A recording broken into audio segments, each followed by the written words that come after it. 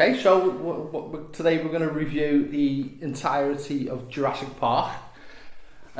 Give it our own personal touch and see what you think, you know. Yeah. This is the first one, so don't be too harsh. Yeah, be gentle. We've never done this before, but it's very exciting. So, do you want to start? I'll let you start. Okay, oh fucking hell. Alright, so... You're wearing the jumper, of course. Of course, yeah. Obviously, Jurassic Park is one of our favourite movies. Yeah, definitely. In general. And it's probably, in recent years, I'd say it's become more of a classic. 20 odd years ago, it was just a bit of an adventure movie. Yeah, definitely. I'd say it fits in with the likes of Indiana Jones, Star Wars, in that like bracket of action, adventure, mystery, that kind of area. Yeah, but obviously when the Jurassic World came out, the first one became more iconic, I think. And with the first one, it introduced us to the new character base as well. But still, I think them last three movies, Jurassic World Fallen Kingdom, Jurassic World Dominion, I just think they're still trying to find a way into a genre. It couldn't quite figure out which genre it wants to be in. They've become a bit of everything. Yeah, like a bit of a Ron Seal. It just does what it says on the tin. Yeah, dinosaurs and action. But it's certainly just gone more and more like ridiculous. Yeah, I think. Definitely. Like I say, the first one is just classic. It does everything right, and then there's a sort of gradual decline. Would you say? The second one was.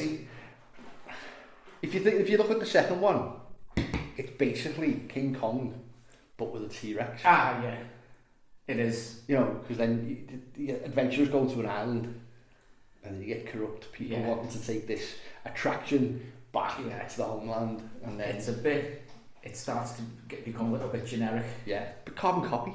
Yeah, copy and paste. Yeah. And then the third one, obviously, again, vastly different. It strips away all the themes and the tone of the first two and just becomes... But in each one, even right through, maybe not Jurassic World, maybe? No, it's definitely Jurassic World. They've got one thing all in common, and that's they've all got annoying kids in. Yeah, that's it. And they've always got someone who either doesn't want kids or didn't want kids. Yeah. Because, we've got Alan in the first one, doesn't want kids. Ellie Sattler wants kids. And then you've got Timmy and, what's the name? Ellie? No, that's Laura Dern's character. Lexi, that's it, yeah. Timmy and Lex. Alan clearly does not like them. But then he forms like a bond with them. Yeah. Going into... Which is great. The second half of the first movie. Yeah. Everything's there for a reason. It's like a character development thing, isn't it? But they could become more annoying throughout the whole franchise. Like the two kids in Jurassic World, it then becomes the same as the first movie where it becomes rescuing a pair of kids. Yeah, that's true. That's the only reason they're there. Getting chased by bigger and scarier monsters. Yeah, definitely. And the whole separated parents. Yeah. Again, well, that's an action movie. That's like a callback to Jurassic Park 3 with Eric and Ben. Yeah. Again, so they've got all these little things dotted in and around them. But we'll cover them all. You've obviously got notes. I've got mental notes. I've made notes only because I've got a head like a skiv, and I've recently watched them all back to back just to make sure that I don't forget things. Oh, I've gone through these in the bath. So we start with the first one. The first one is just 10 out of 10. It's literally perfect. Definitely. It holds like it's still got that Jim Henson, Harryhausen puppetry. Yeah, very kind of nostalgia feel to it, where although it's predominantly based in the 90s, it's still got that like 70s, 80s feel. Yeah, like a proper sort of action family adventure. Yeah. But obviously it was based on the book. The book is slightly... they do stick quite closely. It was a while ago that I read it. I must have been about 10 or 11. It took me a while to read because I was very young, and it is a big book, and it's Michael Crichton? Michael Crichton? Yeah. I mean, possibly. Crichton? I want to say Crichton. Yeah. Michael Crichton. Yeah, it's very, very similar. Certain characters do the same things. Henry Wu, who comes back into it, He's like the for worst better or recurring worse. actor. Yeah, all the way, recurring character. Sorry, all the way through it. it's he's in it. He's the one who goes into the control centre and gets his arm bitten off. In the book, Muldoon survives. Oh right, okay. Mr. Arnold, Samuel Jackson's character, who loses Ray Arnold. Yeah. I think he survives. He's more like Henry Wu in the book. He's more of a bit of a villain. Oh, they kind of transformed the character. Gennaro as well, the lawyer. He's like a mixture of Dr. Harding and another security guy or something like that. It's all a little bit mixed up, but it starts. The book starts the way that the second movie starts, with that kid on the beach. Oh right, with the private yacht. Yeah, she gets attacked by the compies. Now I think in the beginning of the book, someone I think they get attacked by a velociraptor, and they've just got all these wounds on them, and that's like the first of like many attacks on the island and in and around the island. I think in the beginning of the book they're starting to get off the island by different means, and that's why that's when the lawyers intervene. But yeah, it's that was a tangent. I can't even remember what I was talking about now. Obviously Steven Spielberg did the first one. There's not many actual minutes of dinosaurs in this movie. I think it's something like I'll do research on the internet. I think it's something ridiculous. Like screen time? Yeah, I think it's something like, you're talking like 4 or 5 minutes of the whole movie. Of the whole movie. Wow. But it doesn't feel like that, because the movie, it goes along at a nice pace. And it gets stronger and stronger as it goes. It doesn't really have a lull. It kind of keeps the pace, doesn't it? Yeah. Keeps the tension up as well. And everything is there for a reason, but all the characters have their own sort of motivations, and they're very, very well defined. Again, that degrades. That comes right the way down the further we get into the franchise, I think so. I think with a lot of the dinosaurs, you still get that element of jump scare. Yeah. The way the raptors pop out. Then with the T-Rex, with it being a bigger, scarier dinosaur, it gives that builds the tension. Obviously the scene when they're in the car tour and then they stop outside the T-Rex pen. Yeah, it's a brilliant scene. It's I still sort of watch that scene now, I don't breathe for a few seconds. And the bit where you look in the rear view mirror and there's objects in the rear view mirror maybe closer than they are. You got Jeff Goldblum sat in the back of the 4x4 going, drive faster. Yeah, it's brilliant. But when this came out, Spielberg didn't want to do a sequel, but they convinced him to. I think he was in between doing Schindler's List and Saving Private Ryan after this film came out. Saving Private Ryan, funnily enough, was just voted best war movie. Oh yeah? Yeah. I don't know where to see that, but I've seen it. I don't know how I feel about that. It's a pretty good film. It's a very good film. We can talk about that in another episode. Yeah, that's we're going tangent. On yeah.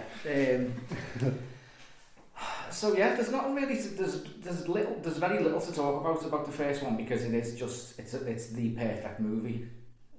You know, it does everything right. You can't really pick holes in it. No. There seems to be a current trend I've noticed people start to criticise the CG in it, but I mean it's 1993. But like I say, at the time it was cutting edge. It's still got that element of Jim Henson hand puppetry and Harryhausen with the old style superimposition of graphics and stuff like that. Yeah. So although it does look dated almost, it still fits and it still works. Yeah, definitely. And it still holds all the same terror.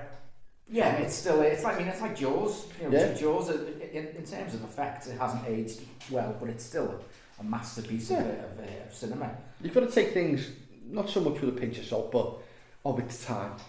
Yeah. You can't compare it too much to today's standards of CGI or graphics. That's unfair. Yeah, exactly. Definitely unfair. So, but I can see where people get the impression of that it's that it hasn't aged well. I mean, there's certain elements to it when you watch it now. If you hold it up to today's standards, then yeah, it has. But people forget this was 93. This is the first time they were using any of this sort of technology, and it could have been such a different movie if they'd have gone with the stop motion. Yeah. Definitely. I think it would have been great, but I think it'd have been slated more if they'd used stop motion. Oh God, yeah. Because you'd have been able to see the stop motion. Yeah. The only thing that jumps out sometimes when you watch it is the colorization of the CG dinosaurs compared to the puppets. Like when you see the Brachiosaurus in the first bit. Yeah. Yeah, it looks a bit faded and washed out compared to like the background and the foreground. Yeah, and it's the same with the T-Rex. It almost looks it's like brown on the CG shots, and then obviously it seems to have this sort of grey blue. Yeah. Wash over it when it's the puppets. I think it's the same with the raptors as well. They don't seem to. The CGI raptors don't quite look like the puppet heads, but it's not really a thing. No, I think, like you said before about the screen time each dinosaur gets, all the dinosaurs get, you're not really focusing too much on the detail of it as you watch it. Yeah. More like the scare and the build to that scare of the dinosaur. Exactly. Yeah. So, yeah, people need to just chill out a little bit. Yeah. 1993. God. Yeah. Fuck off. After they weren't even born. I know. Fucking millennials. Oh God, are we millennials? We're millennials. We're Gen X. No, we're millennials. Are we? Yeah, we lived through the millennium, didn't we? We lived through the... Is that... I thought that... I got it wrong as well. I got it wrong, yeah. We're going to the generation below. But I think they're Gen X, yeah. When we edit this, we can make any corrections. It's fine. Yeah. We'll probably cut this whole thing out. Yeah. This is not making the final cut. Yeah. So, how do we go? Let's segue into the second one. How do we go into the second one? The way the movie ends is very. It's wrapped up in a little bow. Yeah, almost kind of brushed under the carpet. Yeah. Hammond is still a sweet old nice man. Like I say, in the book, not to keep comparing to the book, obviously.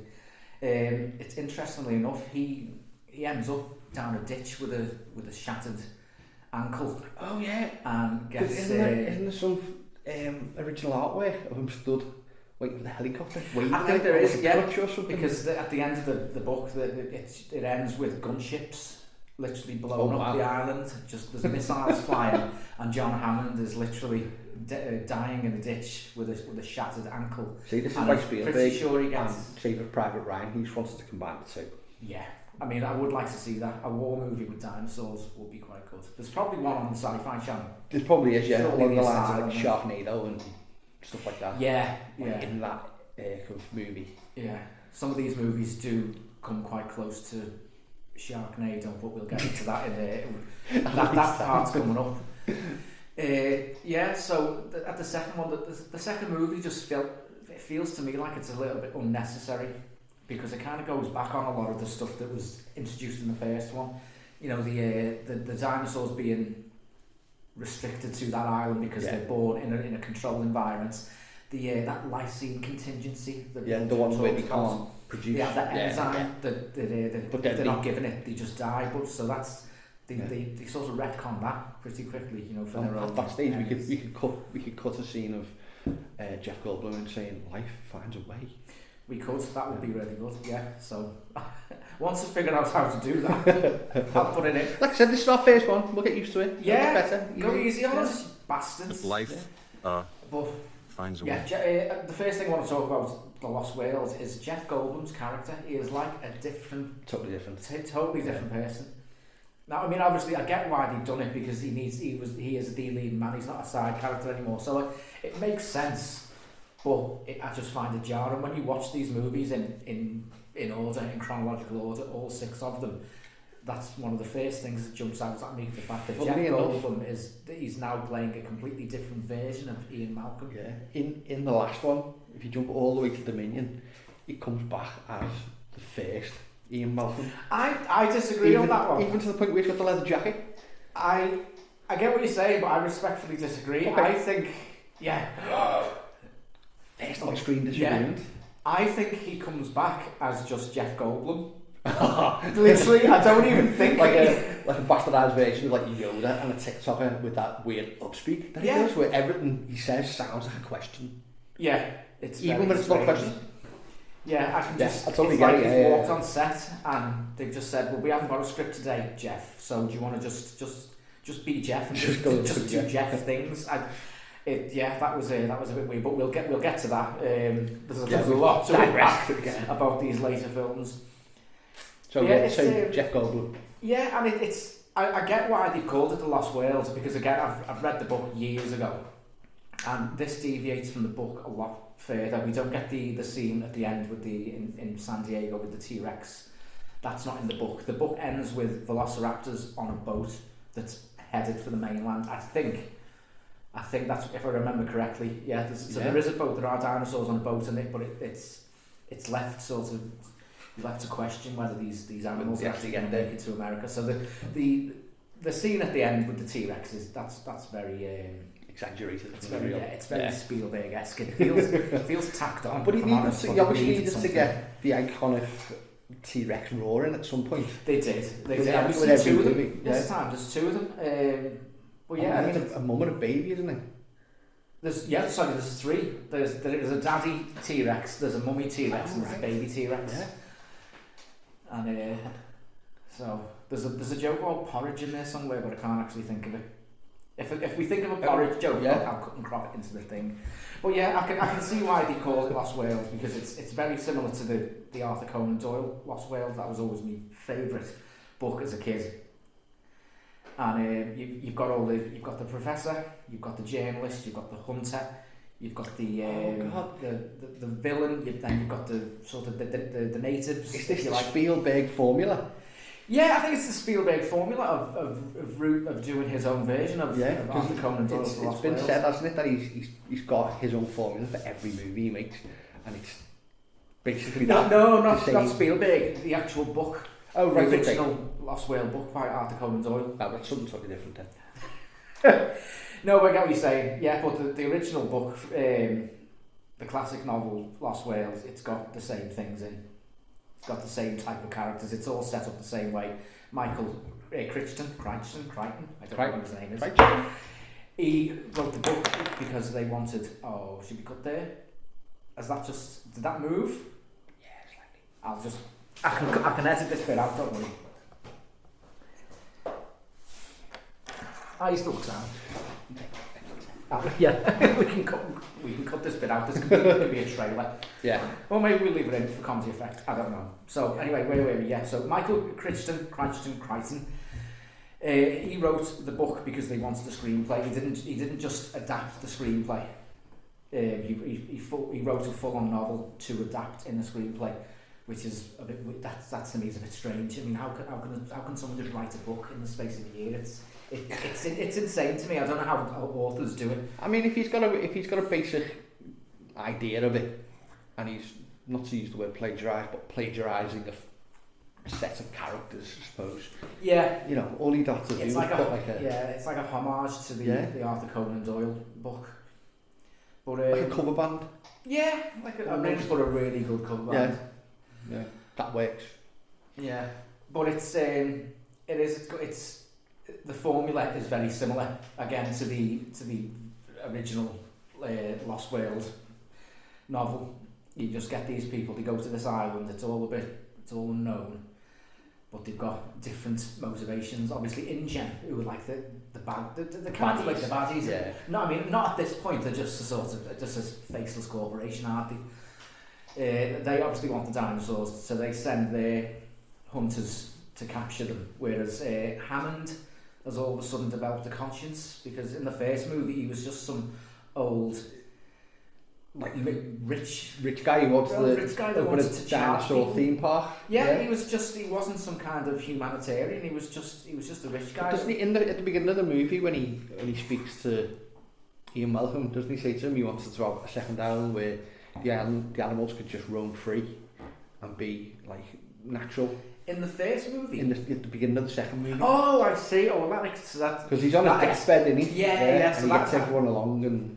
You're right. I think that's true. Grows a conscience, like you say. Yeah, because he's he knows he's about to die. He's rich and stupid. Yeah. And they should have wrote him like Elon Musk, but then again, in Dominion they get a chance to put that straight. Or Steve Jobs, any generically weird. He's more like Steve. It's Dodgson, isn't it? It's Dodgson, yeah. It's Dodgson. Different actor. Still, no one cares about him. See, no one cares. Yeah, we'll put we'll put something on the screen head of bio, explain why. Same kind of vibe. Anyway. Yeah. We'll put a graphic on the screen to explain why the actor who plays Dodgson in the first one was not in Dominion. Yeah, it's a. Which makes no sense. Why didn't you use the first one? He's a nonce. Yeah. Can we say that? I might have to beat that out. Yeah. Well, I had made a note of that. Oh, good. Yeah. Just in case it came up. All the things to make notes of. Potential noncery. There's. But we'll gloss over that. We'll gloss over the nonsense. Yeah. We'll be like the royal family and pretend that they don't exist. Oh no, he didn't. Anyway, right. So where are we? We're at. There's a lot to unpack with these movies. Moody Hammond. Yeah, he sends Ian Malcolm on his way to his little mission. His ex-wife is there as a freelance photographer. No, that's Vince Vaughn's character. She is some kind of journalist or something. It's Vince Vaughn's in it. Vince Vaughn's in it. But Vince Vaughn plays Vince Vaughn in every movie. Yeah, he does. This is like a prequel to Dodgeball, isn't it? I think. I'd say every film with Vince Vaughn is in the same universe. It's the Vince Vaughn multiverse. Yeah, definitely. This is part 4 in the Vince Vaughn. The Vaughniverse. The VVU, the Vince Vaughn universe. Yeah, VVU. Excellent. Yeah. Well, yes, he's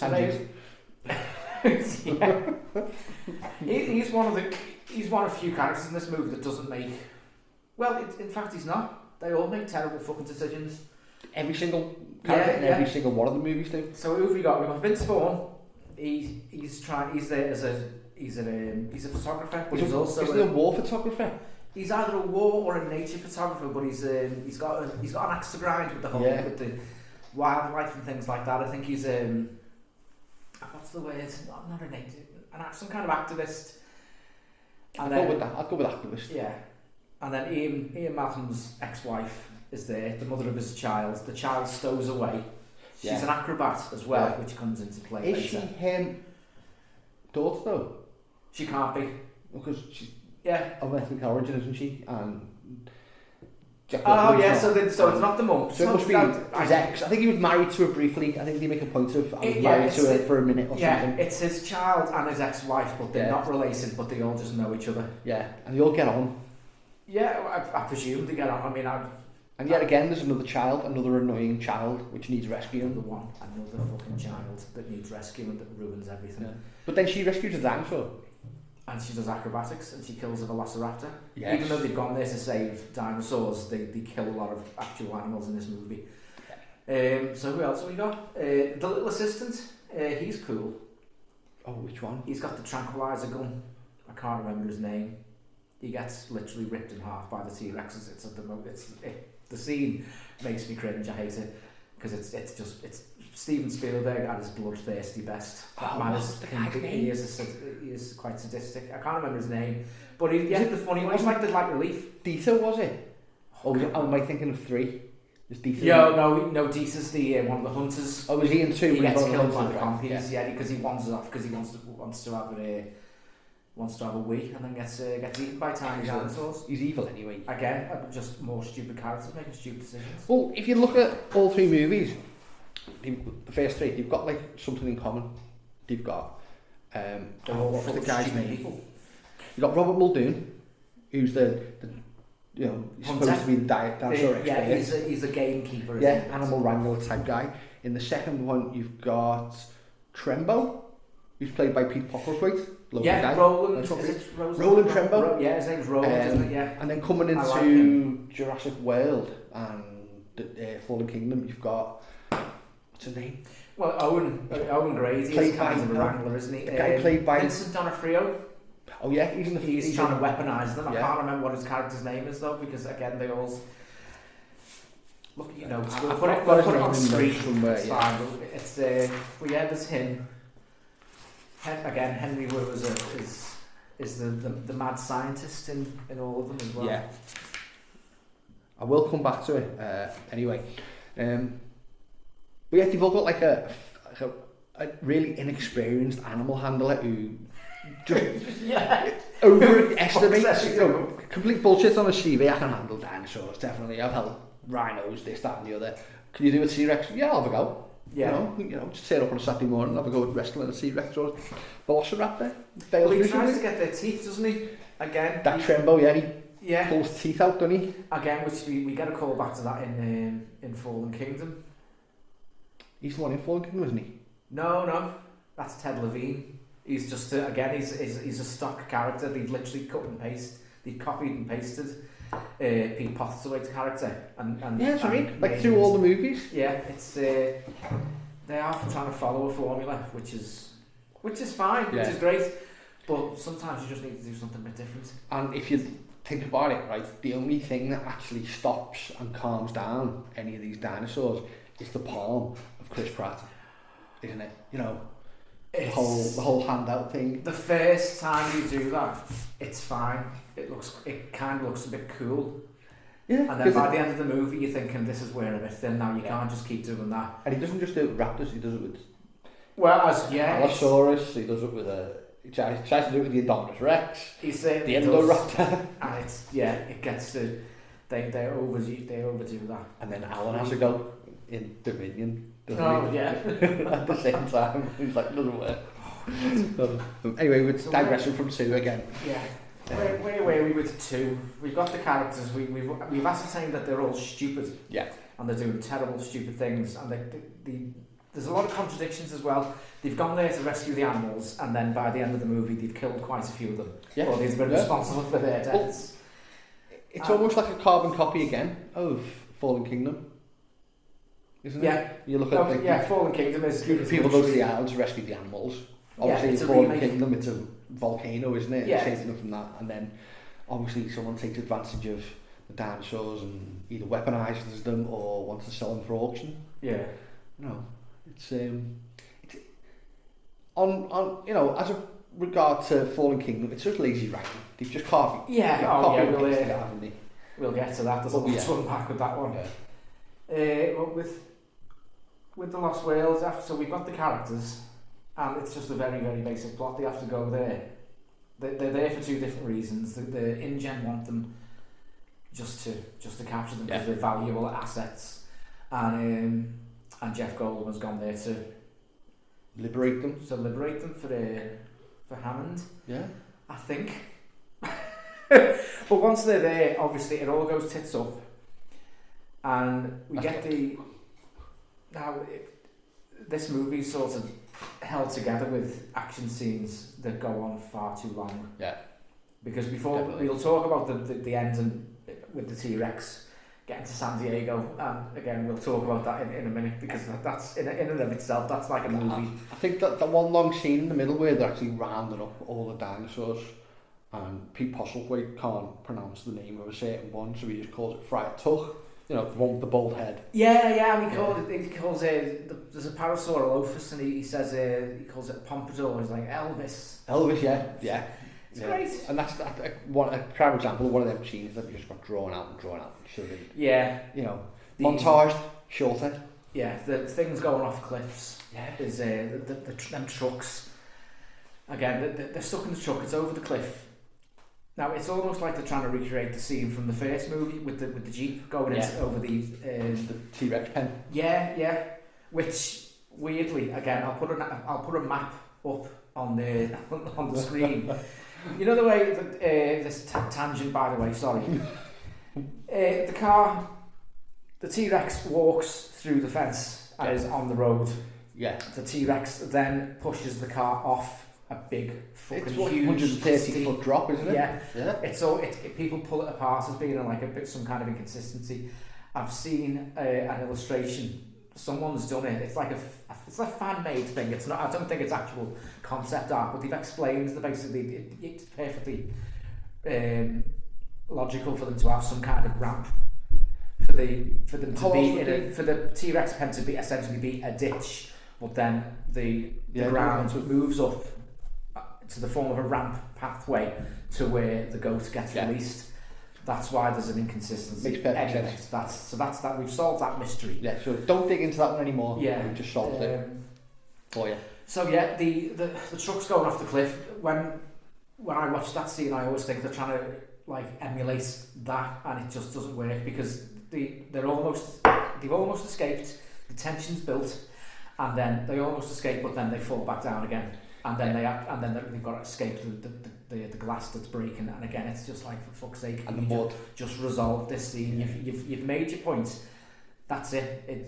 You just film it for 12 minutes. You don't have to double the time of the action scene to make it. You can only be so excited at a movie. You can't. And that whole scene, it's practically repeated in every single movie as well. Yeah. Oh, so, God, yeah. Again, it's like in the later 3 movies. It's just lazy writing. People falling in a GP or it's some kind of vehicle. 4x4 vehicle type thing. There's always some sort of mild peril involved. Dinosaur chase, crashed upside down, escape.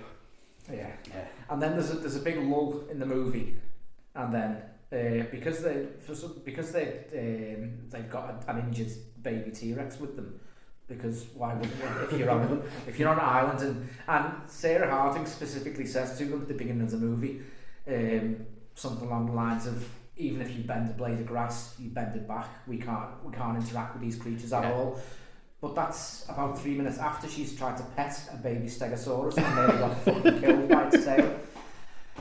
Again, inconsistencies. Slightly, some inconsistency in this movie. And then obviously you have the T-Rex scene, the big chase scene, so all these extras get chomped by the T-Rex. That gets them out the way. And then they're in the long grass, and they go through the long grass. The Velociraptors don't seem to be too bothered. Yeah. And then when the extras get there, that's when the Velociraptors all sorts of swoop in. I love the scene. I love the way it's constructed. You don't see much. It's all you see this huge sort of aerial shot of the Velociraptors moving through the grass. Tall grass, and it's a great scene. It's very Steven Spielberg-esque. Although we need to talk about that. Again, tangent. We will go off on lots and lots of tangents, so just bear with us as we tidy up. I'll go through this quickly. After the tall grass, they get to the boat. No, what am I talking about? I'll cut this bit out, it's fine. I've lost my train of thought. The long grass scene. After that scene, there's another action scene with the Velociraptor, and then they manage to get off the island. Now this is a weird one. I like the scene, but it doesn't make any sense. They're on the boat, aren't they? Is this when they get back to the original boat? Yeah, they've captured all the dinosaurs. And the T-Rex is now on a cargo ship. Yeah. And it's on its way to San Diego. We know what's going to come because the film's been kind of setting it up. Now the boat just crashes into the harbour because there's no one on it, and it's a great scene. It builds up the tension. You think, oh, what's happened? Yeah. And then they get onto the ship, and there's bits of people everywhere. Like one of the characters even says, "Oh, where's the crew?" And he goes, "Everywhere." And you see a severed hand. Holding the wheel of the ship, the ship's wheel. The ship, what you drive a ship with, when you drive a ship, I don't know what it's called. Steering wheel. A steering wheel, maybe, possibly, or anyway. But yeah, so who killed them? How the fuck did the T-Rex manage to kill all the crew if it's in the cargo hold? The little one because it breaks out afterwards. It's on the other boat, isn't it? Yeah. With Jeff and his they've got the baby. And to our knowledge, the cargo hold is just like opening and closing, knocking itself, isn't it? Yeah. As they pull into the as the boat crashes. Yeah, it's malfunctioning, but then the T-Rex breaks out of it, which suggests that's the first time he's broken out of it. So what did the crew? I don't know. What else was on there? You reckon a raptor possibly? Maybe in the script there were other dinosaurs on the ship. I don't know. It's always booked. Tell us what you think. Are we supposed to just accept what happened? Yeah, explain to us. Make it make sense. If you want to leave anything in the comments below, are we going to have a comment below?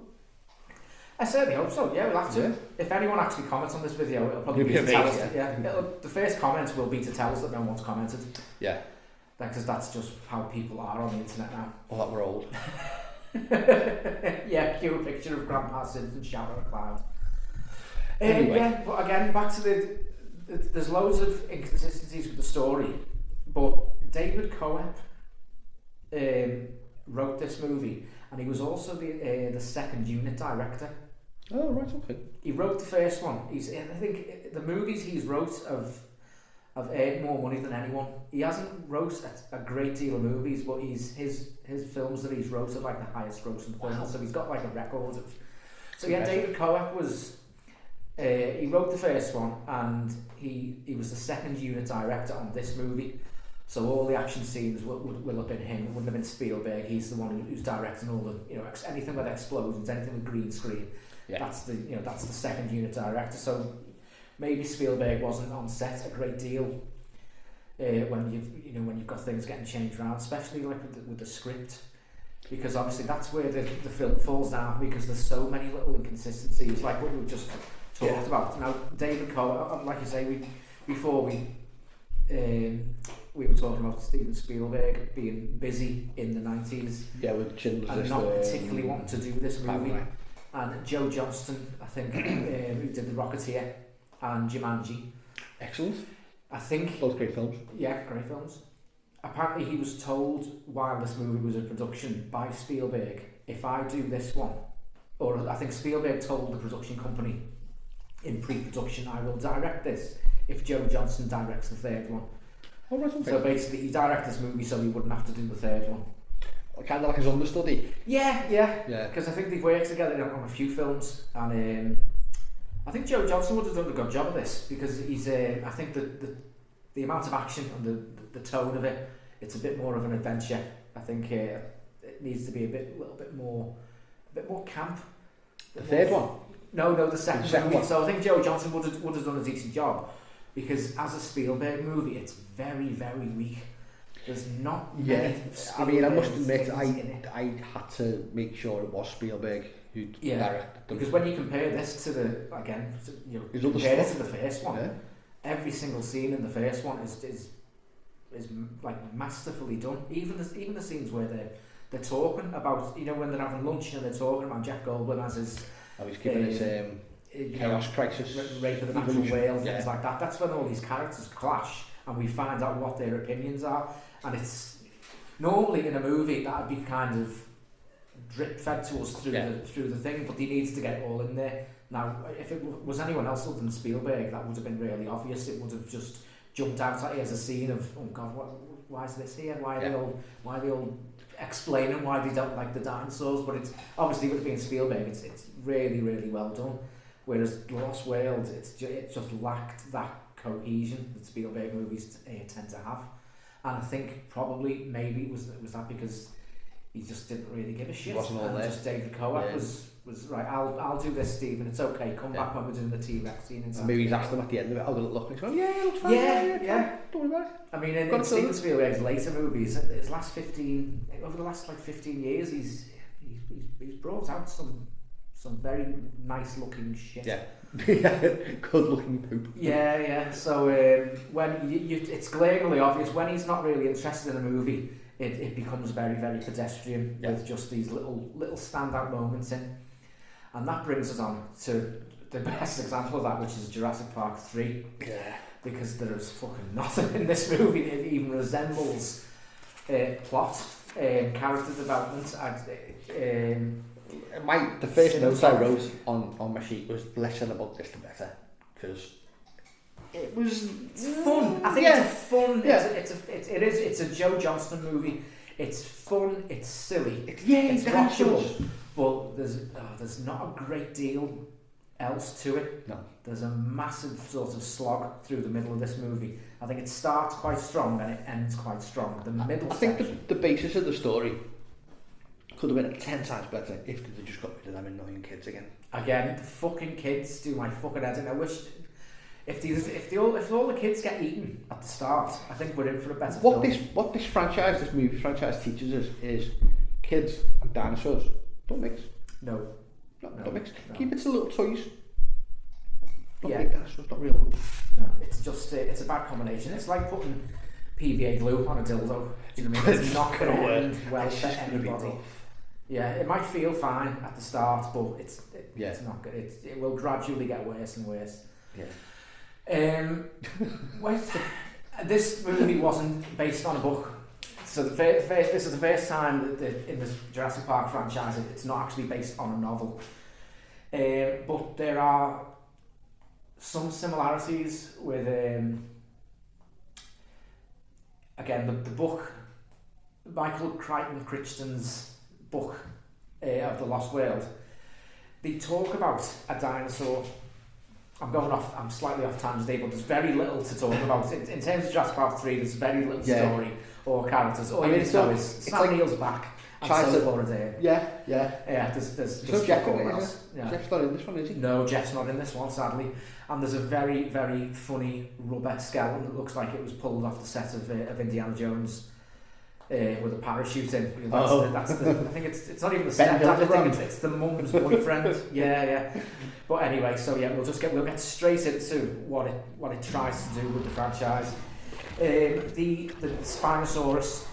Yeah. Which I really like. I like the idea of there being a bigger dinosaur than a T-Rex. Well, it kills the T-Rex. Now this is one of the T-Rexes from Isla Sorna because they're not on Isla Nublar anymore. They drug him, don't they?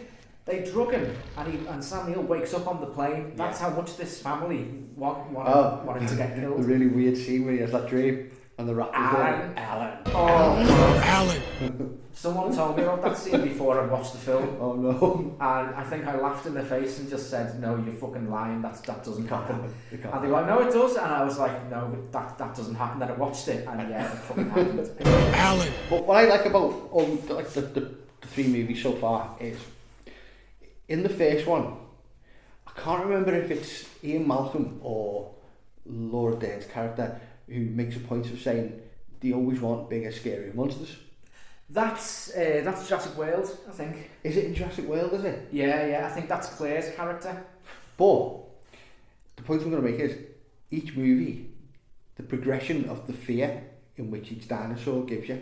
So in the first movie you've got the raptor and the T-Rex, and in the second movie you've got the big T-Rex, and then in the third movie you've got the T-Rex and the Spinosaurus. Yeah, Spinosaurus. Yeah, definitely. And the next one I'll go into as we get to the next movie. Well, the Spinosaurus is plus. I love the part where it eats the guy who's got the phone, and then every time this dinosaur is popping up, you just hear the ringtone, and that's straight out of a cartoon for me. Yeah. I liked it, but that's on a par with swallowing dynamite exploding. Yeah, I mean that's from like a camp 1980s horror comedy. Yeah. You'd expect that in Friday the 13th or Killer Clowns from Outer Space, but this is a multi-billion-dollar franchise, and it's.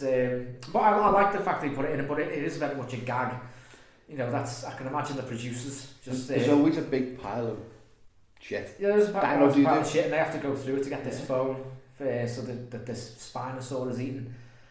And it's because it's bigger than the T-Rex and it kills the T-Rex.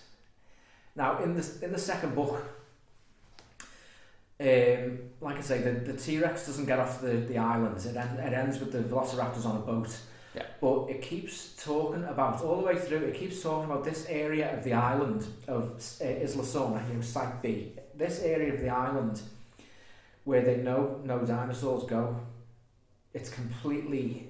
It's got vegetation and it's got a water source, but for some reason the dinosaurs that have got trackers on them don't go there. They don't go there, so they kind of assume that there's something else there. Oh. It doesn't go. I can't remember how much detail it goes into because it's been a long time since I read the book, but I remember specifically envisaging some kind of bigger.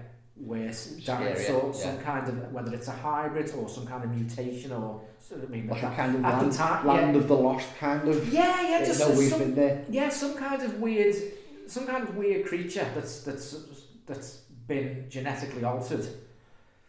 That the other dinosaurs are now scared of. That's what they surmise in the book, that there must be something there that they haven't seen, and that the dinosaurs are just mystery. Yeah. So you assume it is some kind of other bigger dinosaur, bigger, scarier. And I think they seem to explore that in this movie. but oh god, it's rough. It's again, the action set pieces are great. There's a little bit more gore. There's more kills. That's quite satisfying. But and in terms of the theme of obviously in the first movie, the theme of don't mess around with nature too much. You know, it's a very much a science fiction movie, and it's a cautionary tale. The second one is a bit more action adventure-ish, but it's got more themes of family and maybe the government's involvement of big corporations trying to interfere with nature. Well, I think that the third one goes more towards that. The failures in human nature, like obviously the Kirby's big liars. Obviously says that he's he's been up K2, he's been up this, that, and the other. Blags his way onto the island with Alan. Turns out he's a tile salesman or something. Some kind. He's got like a carpet factory or something like that. No money whatsoever. So he's a liar. And then obviously we've got what's the guy's name? Alan's mate who takes along with him. Oh, him. Billy. Who obviously just happens to make a bit of money, so he steals some raptor eggs. Yeah. And then oh god, we'll get onto that. Proceeds to get chased by several raptors for the rest of the movie. Yeah, and he manages to survive. He gets he gets picked up by the pterodactyls. I think, but the pterodactyl scene, I do genuinely like that. I really like the way that's put together. That Avery, where they're walking across the bridge, and then all of a sudden from the mist you just see that this weird shape of the pterodactyl walking. I think the pterosaurs. Are they pterosaurs? Pterosaurs, yeah. I think pterodactyls are more the. I don't think pterodactyls had the thing on the head. No, I think the they were more horn like on the back. Yeah, we'll have to again. We'll when I first went to see that in the pictures, terrified the pants off me now. It's a great scene. That's Joe Johnson. It was like what you don't see with that. Like almost like you can. It's swooping. Really well constructed. Yeah. And then obviously you see them and they're just terrifying. Yeah, it's a horrible. It's a great scene. So you've got that sort of scene. Then you've got the Spinosaur in the water when they're on the boat. Again, that seems to have been all these little set pieces. It's like they've had ideas and haven't known how to put them together. So they just sort of stamped Jurassic Park 3 on. Yeah. See if Sam Neill will sign on. See if Laura Dern's busy. She's not doing fuck all. So she'll be a cameo in it as well. Yeah, she's at the end. She somehow sends the army in because obviously everyone's got the. But if you look at the first movie and the second movie, obviously Sam Neill and Laura Dern aren't in it. But the first movie plants a seed of chemistry, doesn't it? Oh yeah, between Alan and very much so. They're very convincing sort of couple. Obviously the second movie they're not in it, but the third movie she comes to his rescue. The chemistry keeps there. Yeah, you're happy that she's back in it. Yeah, it's a nice little cameo. And then you don't think it's gonna that Jurassic Park 3 did very much feel like the end of it. I didn't ever in my wildest dreams think they should have. They should have ended the franchise there because it goes out with a whimper. I think it really does. Like a deflated balloon. Yeah, you've got the scene with obviously with the dream sequence when the Velociraptor says Alan. The fact that the kid he's now some kind of like little ninja expert, sort of Tarzan wildlife expert. He can get survival T-Rex piss and baby Bear Grylls type thing. Yeah. Well, what piss is it? Is it T-Rex piss? It's T-Rex piss, and he says to him, "How did you get that?" And he goes, "You don't want to know." It's like, "Oh, great, that's really good script writing. That it's fine. We can't explain it. So just say, don't ask." That's lazy writing. But yeah, so they drug him. They get him on a plane. Poor Sam Neill gets dragged from hill to post in this movie, and then they're moving through the island. They keep on bumping into these dinosaurs, and these dinosaurs can somehow inexplicably crash through metal barrier fences. When to do that, I don't know. Well, in the first movie, you see how clever the raptors are when they're opening doors. Yeah, that's always been a bit of a bone of contention as well, hasn't it? Yeah. So maybe they just evolved over 6 years. Yeah, I suppose. And then he's got a 3D printed model of some kind of bone from. Bear in mind the perfection of 3D printers. What? 5 years ago, maybe? It's so bad. I don't know. And you know, we're talking 95, 96. Yeah. So it's just the Raptor vocal box. Yeah, but I mean, how sturdy is it? Would the Raptor vocal box be? I mean, is it an actual bone? I mean, probably fossilised bones are. Is there any bone left in a fossilised bone, or is it literally just a formation of rock around calcification, isn't it? Yeah, so it loses all the density. I'm not a scientist. We don't really. Don't cause us any of winging this. It's fine, but that the vocal box, and he blows through it. He knows somehow how to communicate a warning noise.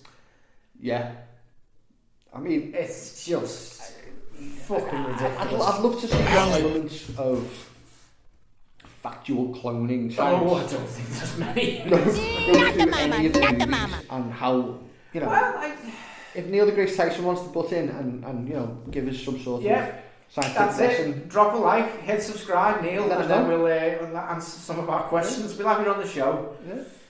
But definitely. Oh God. And then the Raptors just fuck off. So it's you're like, what was that about? So isn't that the scene when Billy robs the eggs? Well, he's robbed the eggs, but they've got his backpack now because I think he's just been carted off with the pterosaurs. Yeah. So Billy's fucked. We think he's dead. Sam Neill's got the backpack with the eggs, but I think he's trying to take the eggs back to them so they stop chasing them. That's the bag of eggs. Yeah, I mean, the Velociraptors are clever enough to pretend to be dead in jars of formaldehyde. You know, when they go to they reach the facility, don't they? Yeah. This big, huge dinosaur crashes through this huge metal fence, and then they run into the little hut. But then the dinosaur can't get through that. It's just crashed through a big fucking massive metal fence. And doesn't she lock it behind the fence? I think she locks it with like a little. It's like a little Yale lock. I don't know. But bathroom doorbell. There's a massive fucking inconsistency with the abilities of these dinosaurs. But yeah, one of the Velociraptors.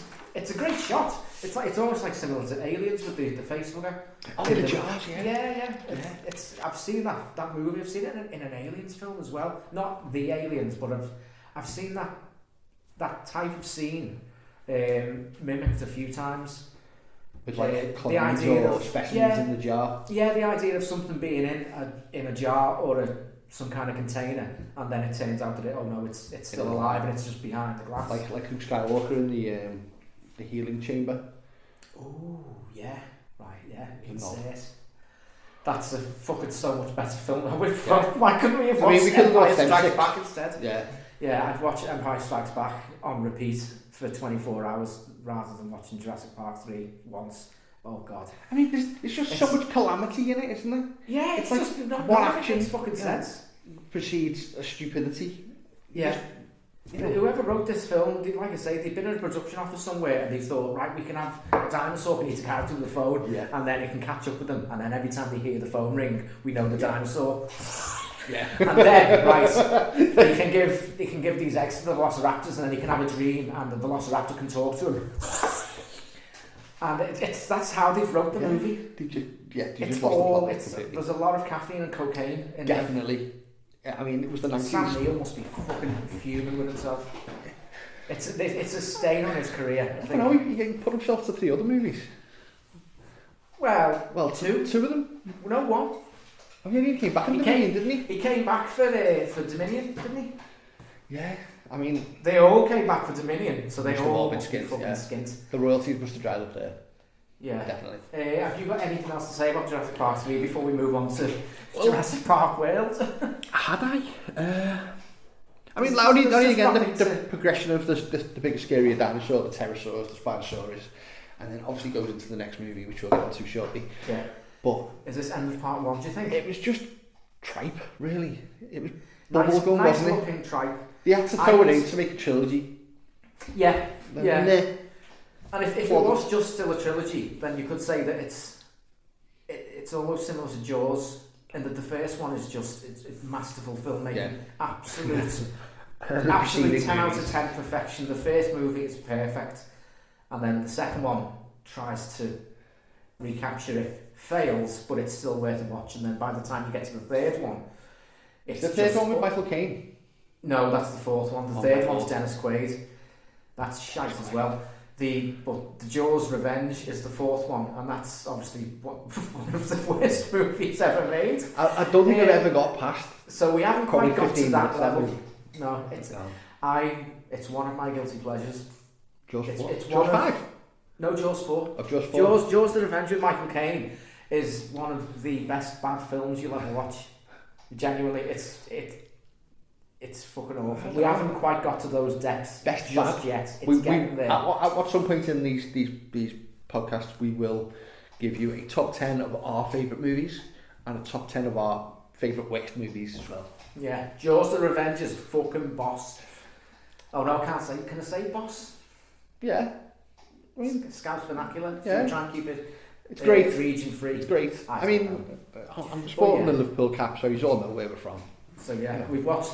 That's the first three, right? 3 down. Jurassic World coming next. Yeah.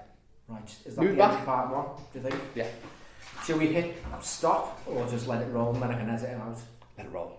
Let it roll. Yeah. So. Pass that drink there. Do you want another drink? I'll have a juice, please. If you've got a juice. Blackcurrant? Yeah, go ahead. I think we did all right there. The first 10 minutes was a bit nerve-wracking, but then you forget that you forget that you're getting recorded. Yeah, you kind of ease into it, don't you? Yeah. I should have made notes. I felt like I was flying blind. So, Jurassic Park, it's good, isn't it? Alan.